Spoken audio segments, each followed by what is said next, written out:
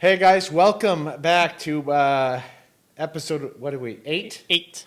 Episode 8 of X versus Z. You're in the midst of, if you're watching this in the future, we shot this for October 2024, Halloween. Yep. So today's movie is Carrie. So I'm pretty happy with how the set is. We're pretty much nestled in here, and I don't think that you're going to worry about any more changes. I mean, it's kind of... We are doing horror, so I think the light needs to be a little bit different. I don't want to make any more changes, Morgan. Yeah. Now the blue looks fine. We've already done 2 movies with horror, so I mean, do we really need to make? I don't think so.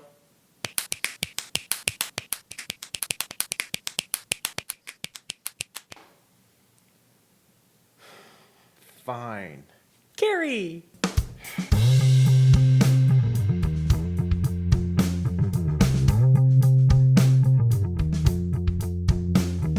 Okay, Morgan, you win. You're right, which I don't want to say that, but you were right. Red works for Carrie, especially Carrie. This movie was recommended by one of our subscribers who also, he happens to be my best friend, Chris Manjarez. He also let us borrow the movie, so thanks, Chris. He let us borrow the movie. It's his favorite horror movie. And if you just watch it once, man, I mean, you can understand why. And Morgan, there is this came out in 1976. It was directed by Brian De Palma. And man, brother, there's a lot to unpack here. Yeah. Okay. I mean, to be fair, it is a Stephen King movie, so there are some things you can expect. And it was from his first book. And Yeah. some say it was the best adaptation of his Stephen King book. So a lot of things it's basically Stephen King cliche. Like, for instance, the bullies are complete psychos. Like, oh my God. Well, That's one of them's a complete psycho. Everyone who went along with this complete psycho. Yeah, but They beat a pig to death with a hammer. No, I'm not talking about him. I'm talking about you said all the jocks or whatever, but I said the bullies. The bullies. Okay, we're not including William Katt as Tommy Ross, the guy who plays Tommy, who takes Carrie out. Yeah, no, okay. Prom. Here's the thing that I think I noticed and you didn't. Tommy and his girlfriend, whose name I forget, they weren't in on it. They were actually trying to do something. That. They were trying to do something nice for Carrie. They're like, we feel bad. Let's do something nice. And it's the rest of them that just makes me mad. No, you're right. You're talking about Amy Erving, Yes. who plays Sue Snell. You're right. I missed that for a second because I lumped them in all together, just like Carrie does in this movie. Mm-hmm. Well, to be fair, Carrie, I think, suffers a psychotic break. I mean... She does, but there's some interesting themes in this movie. 3 of them, which I can talk about, but they're all kind of tied together. Carrie, just a quick rundown of the plot. For a 50-year-old movie. Jesus. For a 50-year-old movie, yeah, man. I mean, it came out the year... not 50, come on, don't round up. Chris hates it when I round up. 48, then. 40, it's 49. You said it was 2. Oh, 48, yeah, math. Yeah, or no, yeah, it was 40, Yeah, it was 76. Also, this movie was written by Lawrence Cohen, based on the screenplay by Lawrence Cohen. Stars Sissy Spacek as Carrie, Piper Laurie, Margaret White, who plays her mother. Both she and Sissy Spacek were nominated for Oscars in this. They deserved it. Oh my God. They totally deserved it. And so Sissy Spacek plays this teenager who is under the thumb of her fundamentalist, religious zealous mother. Complete nutbag. Complete psycho. And I want to talk quickly. Well, I'm not done with the plot. Anyways, she has telekinesis. Yes. Which manifests itself during times of high anxiety, fear, or rage. And it's a coming of age story, and she's entering into womanhood, as it were, with her first menstruation in the beginning of the movie, and blood has a lot of symbolism in this movie. Yes. Also, one very important part of the plot is because of her mother's insanity, she doesn't know pretty much anything She doesn't know anything about puberty what or a anything like that. normal young woman at that time would know about becoming a woman. She was never taught it. She was kept in a sheltered life, exposed only to her mother's religious teachings, and because of that, it makes her an outcast. This movie is very much about mental abuse. It's about bullying to extreme. You can draw comparisons to the modern violence in school and to society as a whole. With we got to be very careful with the language because I don't know what YouTube is going to censor or not. But basically, the shootings going on in schools and the breaking point of the fragile psyche of people that have been pushed past their limits. Yeah. That's pretty much the plot, right? We don't want to give a rundown of everything. If you haven't seen this movie, please, for the love of God, if you're at least going to watch it during Halloween and you want a horror movie, please watch this movie. Be careful of watching it with your parents, though. It's oddly, what's the word, voyeuristic in some of its shots. It's voyeuristic, and that's a really good place to start. I want to go further into depth about Brian De Palma after we've talked about the themes, but I this think is definitely Brian De Palma went pretty in depth into a couple of things with this movie. Oh, he did, but it's very innuendo. much a male perspective, and it feels slightly pornographic in the beginning. It takes place in the women's locker room when Carrie has her first menstruation, and the male gaze is obvious and apparent, but very uncomfortable. And it is uncomfortable. But I'm going to say something right now, and then we're going to get your thoughts on this. I had mixed feelings about that moment. On one hand, it's very titillating, obviously, but on the other hand, did it feel extraneous and unnecessary? And my argument would be no, because of the context and juxtaposition of her exploring her body as a young woman in the shower, the nubileness of women at that age, and then juxtapose that with the moment that she literally, by clinical definition, enters womanhood. What did you think about that opening scene? I think the part where it's just sort of going through the girls in the changing room and not focusing on Carrie, I think that went on for like at least 50 seconds to a minute too long. It's like, okay, this is just uncomfortable. Get on with it. And then but you remember the shot that he goes from that. He pushes once you see all those girls, De Palma pushes into the steamy shower where Carrie is just kind of in a cloud of steam. But if he had shortened that or moved a little bit faster, nothing would have been lost. Nothing would have been lost. It would have had the exact same effect.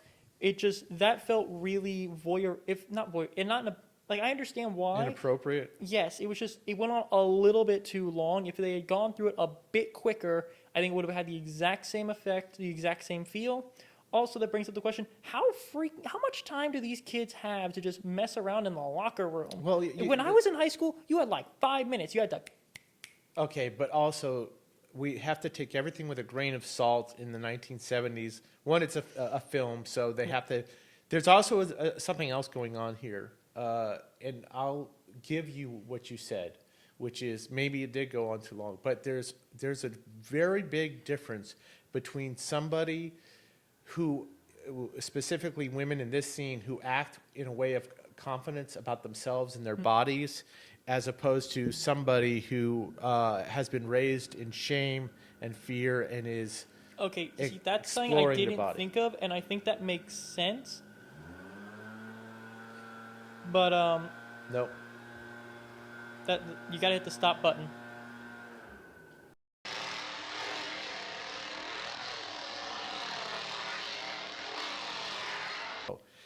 But what we were talking about was a shower scene in Carrie. And how it was, like you were talking about how the extended nudity of the exposed women in the shower scene. And I see your point where you meant by how you have these other girls who are very confident in their bodies and everything. You have Carrie, who is so just not knowledgeable about her body. She thinks she's dying because she got her period. But you can tell when De Palma does move to Carrie that she's like kind of exploring herself, and not in a sexual way, but like she's appreciating her female form, and in doing so, when she's cleaning herself, that's when she engages when she sees blood for the first time. A couple interesting shots in there. It was the blood running down her leg with the soap in her hand, dripping from her hand. There's some really nice touches. Now, just go with it. The next thing about Carrie that, like, I wanted to mention this is there are 4 people in that movie that did not deserve what happened to them at all. And that is the boyfriend, that is the girlfriend, or that's the boyfriend, Tom, the pretty boy. Tommy, that one. Tommy Ross? Yeah, Tommy Ross. By William Katt? Yes. His girlfriend, Sue, something or other. Yeah. The teacher lady, the nice teacher lady. And they asked John Travolta plays Billy. No, not John Travolta just deserved what happened to him. Oh yeah. But the 4th person didn't deserve any of the bad stuff. Carrie herself. None of those 4 deserved any of the bad stuff that happened to them. They did nothing wrong that entire movie.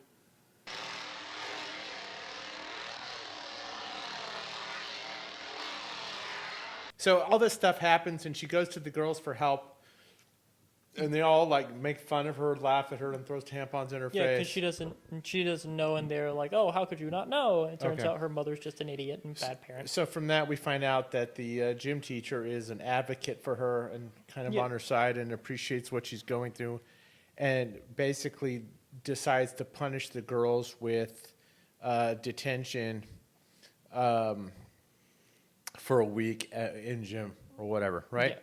We say that not to explain every single scene because it's not important, but the setup is important. Yes, because you then have that one absolute psycho who takes it way Too far, man. Like, what even is her problem with Carrie, anyways? Like, what is her issue? I don't What's her know, deal? but Stephen King, we used to be a high school teacher, and it was inspired by his witnessing of this abuse and the cruelty of kids to other kids. I want to go on that. That's like the major thing here. Let's take just a step back and look at the context of her sheltered life with her mother, because I want to talk about religion for a second. You're Jewish. I'm Christian. I think it's fair to say neither one of us is dogmatic or orthodox Insane. in our approach to religion, but we do identify in the ways that we do. But I think there's something to be said for spiritual structure in people's lives and all that. But there's a point where it is to the exclusion of elements of sheltering them to the outside world can damage that person's psyche. Here's the thing. There's a difference between sheltering, because people need to be sheltered at times. There are some things that kids just aren't ready to understand. If you tell a 4-year-old what Jeffrey Dahmer did, that's gonna mess them up pretty heavily. But there's a difference between telling them about some horrid, awful tragedy and telling them about a 13, 14-year-old girl, hey, this is something that's going to be happening with your body.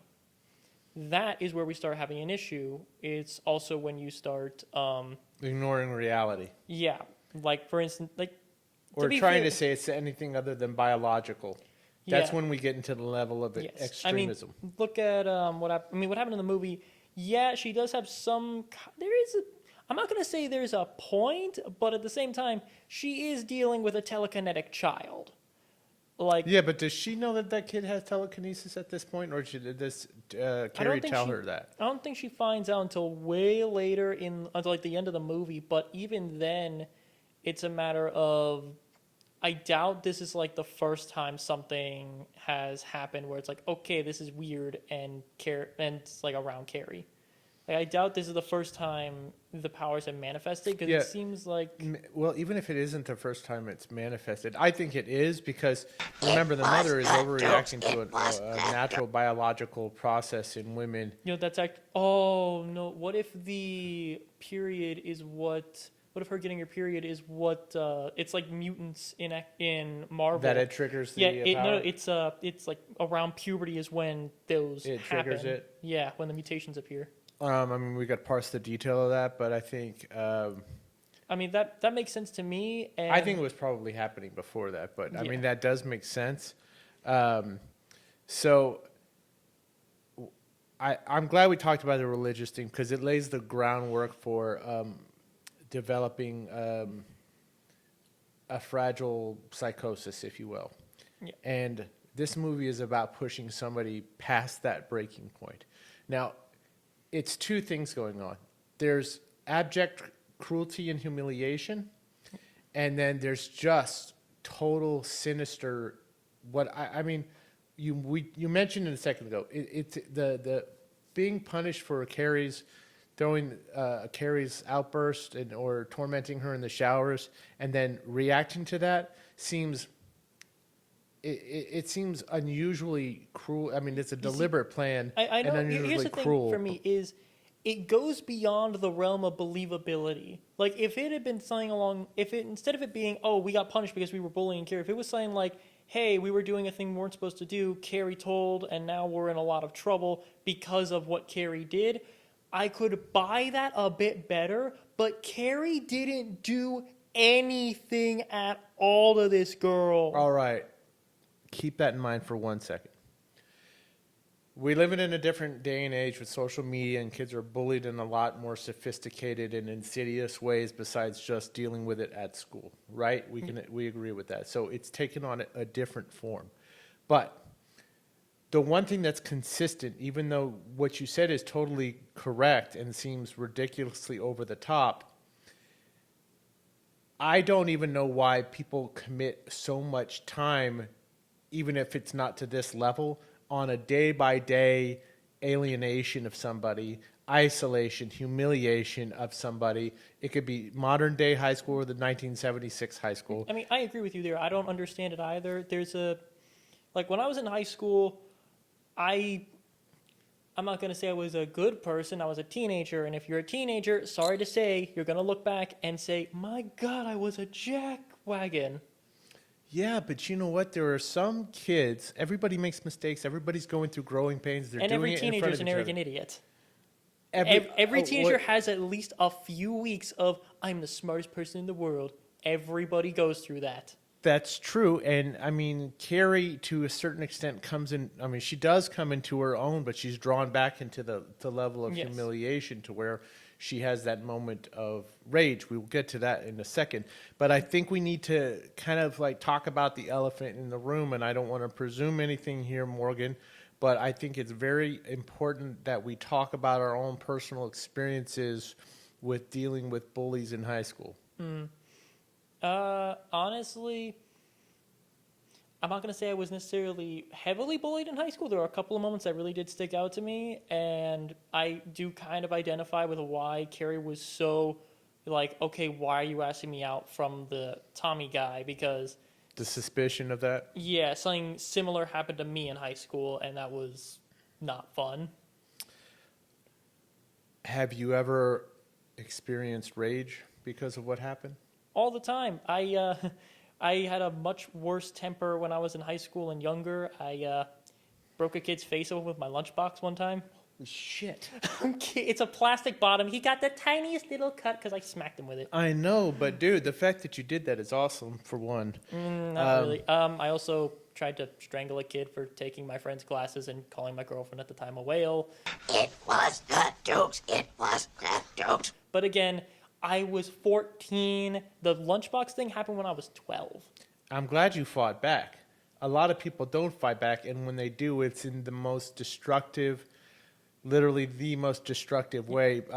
For me personally, I don't really want to, I'm not thrilled about the fact that I need to talk about this, but I think to maintain the credibility of this channel and authenticity of what we're trying to connect with our audience, my high school experience was like, my whole childhood was fraught with abject humiliation and torturing. I was the shortest kid in class. I was fat. I had a big old gap in my teeth. I had glasses. We did not have money. So, I mean, nothing fit me right. I had to wear the same clothes all the time. I saw that. I mean, but you couple all that together. And I was isolated. You know, I developed my sense of humor because I was I'm not trying to treat this as my own like personal therapy session, but I will say this: I have been pushed mentally because when you go home and it's nothing but like torment, and then you go to high school or you go to middle school, high school, and that's nothing but torment. You enter a stage of preservation where you are isolated, where you don't communicate with anybody, your development changes, your frustration level grows, and I became a rageful kid. I became really violent. My brother and I were very violent to each other, and in this weird way, I related to Carrie. Because you start lumping everybody in together. You don't recognize the people that value you. Because I think there's a lot of self-preservation going on, even with popular kids, that they may or may not voice. Well, But I think it's especially insidious for the weird kids, the outcasts, and all the ones that are just like don't have their tribe, don't have their group, and so they struggle to compartmentalize the pain that they're dealing with, like Carrie does. Yeah. And what you said about lumping everybody together, that does sort of lead into what I was going to say is that I already mentioned the 4 people that didn't deserve any of the stuff that happened to them in the movie, which was the teacher, the boyfriend, the girlfriend, and Carrie herself. But honestly, I get the feeling there were a lot of people in that gym who legitimately didn't do anything. They were like, okay, this Carrie girl, I think I heard of her a couple of times in passing, but they were not part of it. They barely, like, here's the thing. I hold no animosity towards people who don't know who I am because I'm not exactly the most famous person in the world, and I don't need or want everyone to know who I am. No, you don't. But I'll say this: one of two things can happen to somebody at that stage. They either develop a deep sense of empathy or a deep sense of rage. Fair enough. And it's hard to differentiate after the programming her mother told her said that everybody's going to laugh at you. And then it actually comes to fruition. It's one thing I will say about this story is that every part of it, every part of it builds onto the next. It's constantly coming together of one thing, then this, then this, then this, on and on, until eventually it just snaps. Okay, that's a really good pivot point there. About Brian De Palma for a second. Brian De Palma directed this movie, and you feel that. What you just said, especially towards the climax, like, listen, there's no major bloody, violent thing that happens, but so much of horror, and there's different kinds of horror.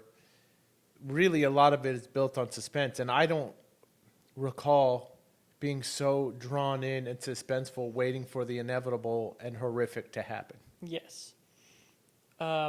I'm going to say this is probably just the fact that I'm from the modern times and there's always a lot of gore in modern times, but I was disappointed with her revenge on the people. I was expecting like someone, I was like, because she threw her mom onto the bed with the telekinesis. I was kind of expecting she would like look at a couple of the people that were deliberately laughing at her, like the girl with the hat, and like smash her against the wall into a bloody paste or something. Instead, it was just, here's a water hose and it's gonna knock you around because it's fire hose. That type of pressure is very high. That's very dangerous. That's very painful. But it doesn't. It's one of those things like, okay, yeah, I see that looks like it hurts. That looks painful. But come on, that's all you're gonna do. Like you're not gonna shove it in someone's skull and make it pop with water. Okay, but now we're talking about budget restraints. Fair point. I wasn't thinking about the budget when I said that. How do they this is not the era of CGI, mind you, and there's also so much of what was accomplished is not in the specific isolating certain people. It was the not giving a damn anymore. When she has the break, which this is a great time to talk about the combination of an amazing performance by Sissy Spacek, yes, top to bottom, with amazing direction by Brian De Palma. And phenomenal sound design. That was another thing I wanted to bring up. Is the sound design itself is amazing. It's perfect in this movie. I love the like ching sound whenever she uses her abilities. Or when the knives fly through the air.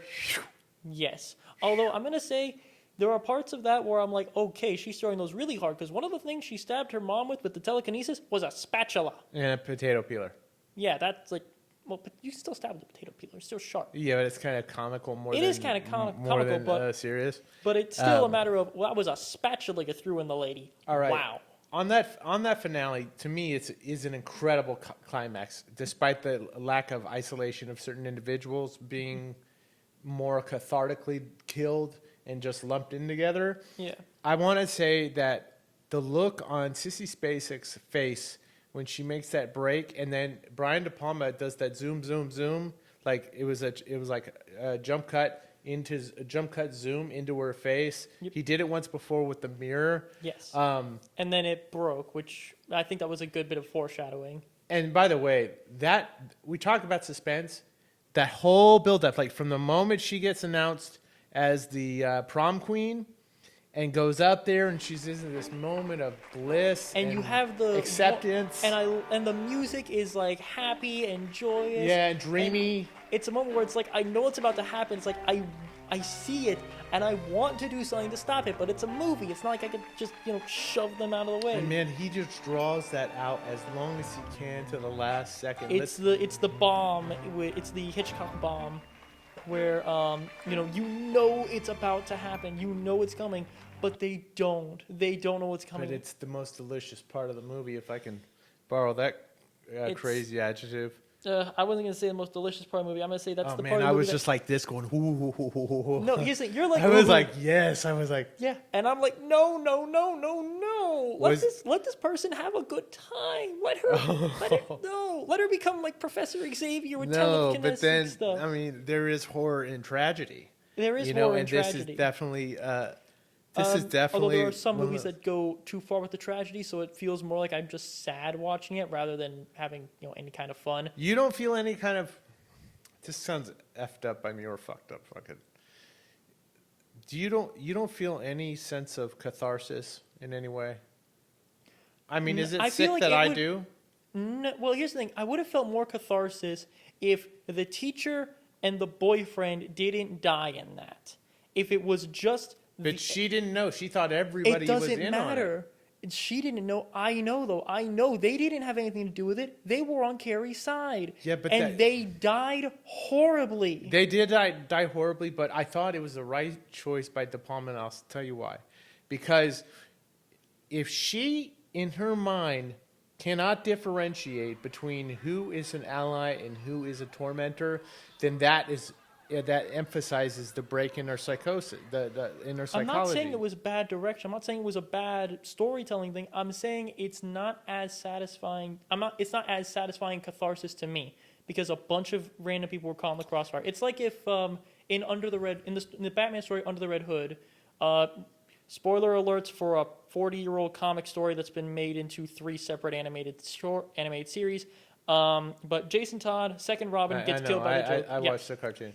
So it would have been really, really bad if when Jason Todd is like capturing Joker and getting his revenge, he, instead of just, taking out a bunch of random criminals while he's doing that, he blows up Gotham Hospital and kills everybody in it to get the Joker. Yes, that would show his, insanity at the time, but it also would make him, it makes me not feel as sorry for him because it's like, okay, I get it, you had a bad time, but these people did nothing to you. So you felt less sorry for Carrie after when she killed everybody instead of just the people that harmed her, I felt less sorry for her. I still felt incredibly sorry for her. Like, she didn't know. She thought everybody. She even that little part where there was like a fragmented kaleidoscopic effect. effect. And she was seeing things that weren't there. I get it. I understand it.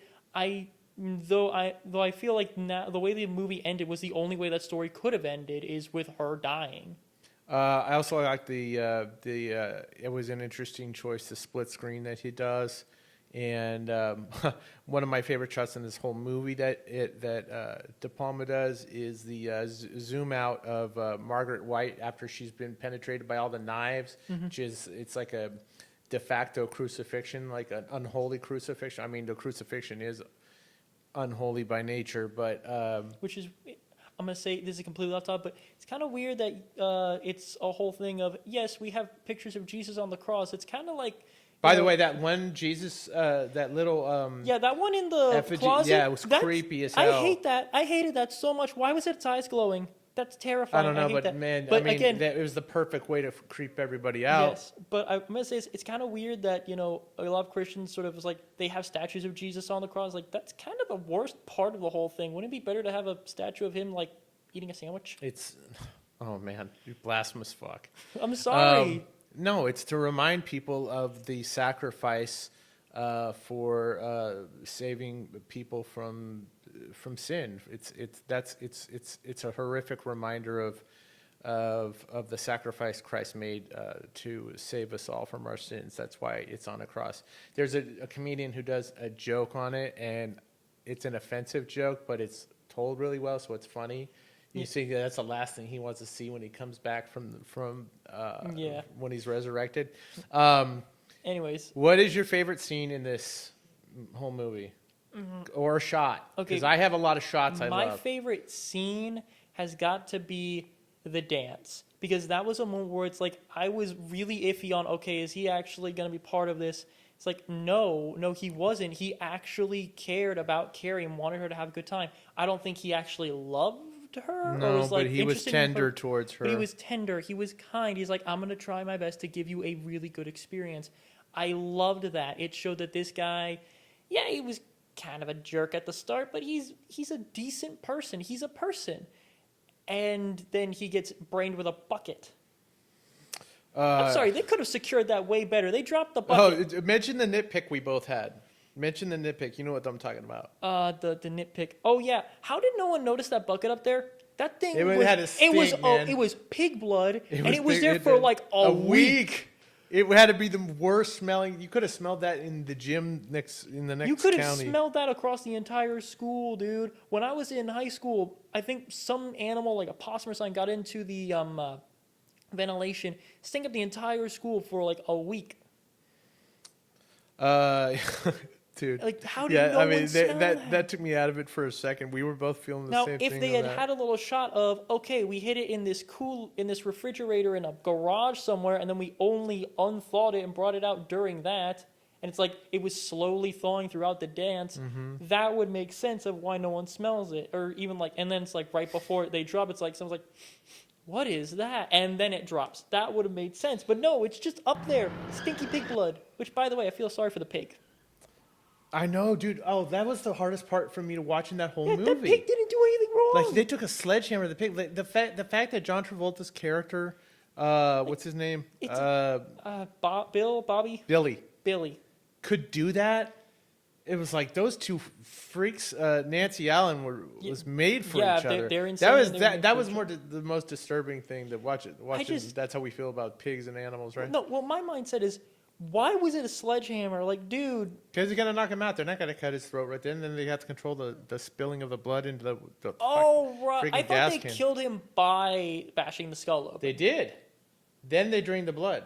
Okay, but, don't they have specific tools for that? Like the little, I don't know, man. The thingy from No Country for Women where it just shoots a pole and it's like, choo!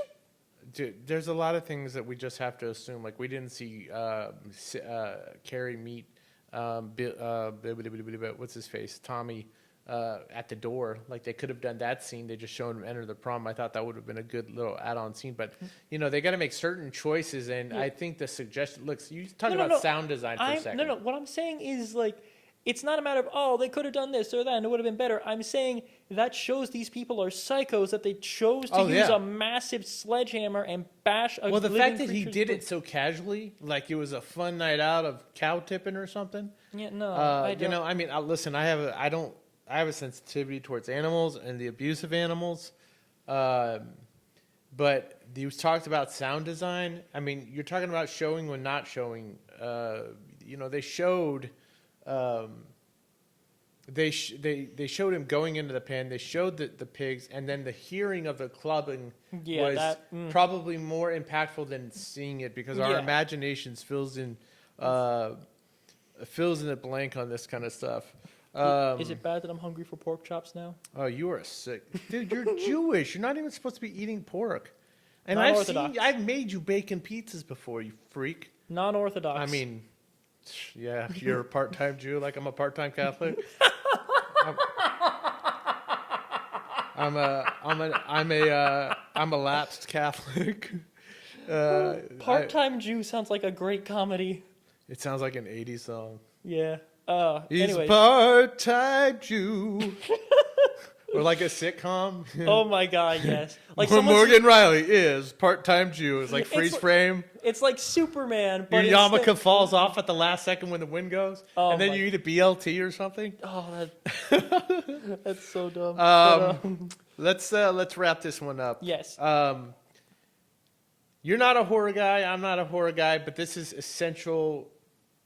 Horror. It's essential movie watching, Yes. if you ask me. But it's essential horror movie watching. Absolutely. Of all the movies, I don't want to rank every movie that we watch, but I have to tell you, Morgan, this one impacted me the most. Personal reasons, horror reasons, the fact that it is so compelling. It has amazing performances by Sissy Spacek and the mom, Piper Laurie. I was blown away by this whole movie. Yes, this movie is fantastic. I really enjoy watching it. It makes me want to go hug someone, but you know, it's good that it makes me want to actually go do something in real life and not just be like, okay, that was a good movie.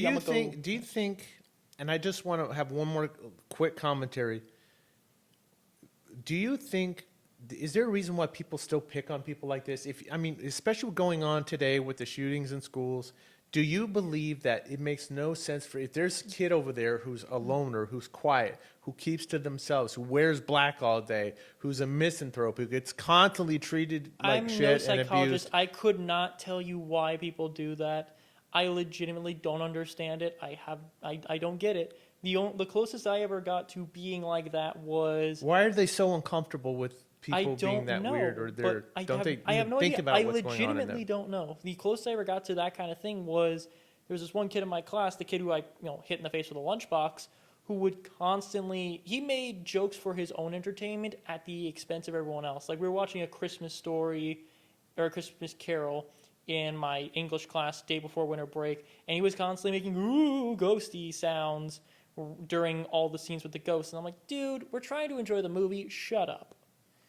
Yeah, I mean, you would hope that people would glean some kind of lesson from all these senseless Well, I feel like killings. But I mean, if you Well- don't get it from that, watching this movie has got to give you some perspective, especially if you're the asshole in school.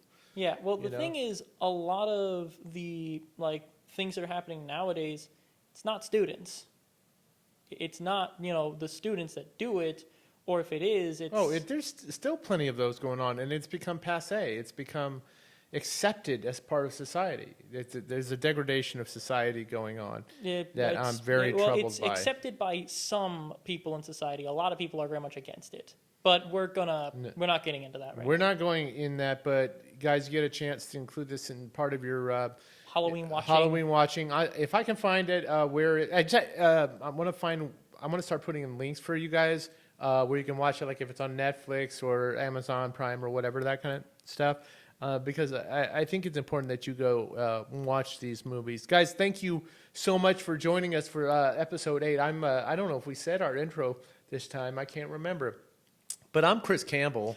I'm Morgan Riley. I'm X. I'm Z. Please like, comment, subscribe, and comment down below. Share as well. Yes, share this video. And please comment down below either what your favorite scene in this movie is, or what your favorite psychologically tense scene in a movie is. Or your favorite Stephen King adaptation. And what did you think? Did you like the remake as good as this one? I It haven't was seen the okay. remake. There It was was a all right. remake? Yeah, with Chloe Grace Moretz as the role of Carrie. She's too, I just like. All right, anyways, guys, we'll see you in the next one. Bye. Bye.